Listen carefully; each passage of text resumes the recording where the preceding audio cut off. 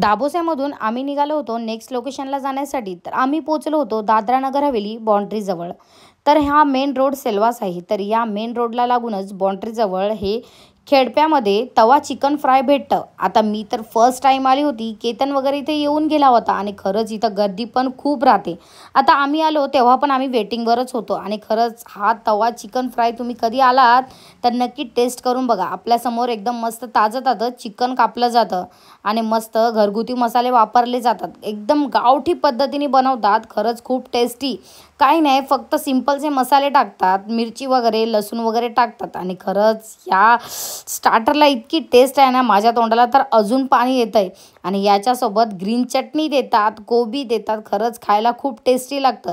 आम्ही starter parcel घेतलं कारण तिथे थोडीफार गर्दी होती. येऊन आम्ही आउटसाईडला गाडी लावली आणि या स्टार्टरची मजा घेतली. आम्ही सगळे तुटून पडलो होतो खाण्यासाठी.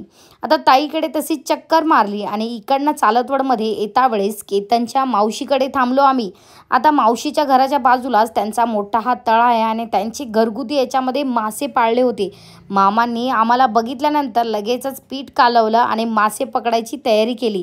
आता पहिला गाळा टाकला त्याच्यातच हा थोडा मोठा साईजमध्ये मासा लागला होता आणि मला पण मजा घ्यायची होती म्हणून मी पण इथे मासे पकडण्याच्या तयारीमध्ये होती. मग काय, त्याला एक मासा लागला. याला तिलापिया मासा असं सांगतात. तुम्हाला माहिती आहे का हा मासा? आणि तुम्ही कधी खाल्ला असेल तर मला कमेंट करून नक्की सांगा. खरंच खायला पण खूप टेस्टी लागतो हा.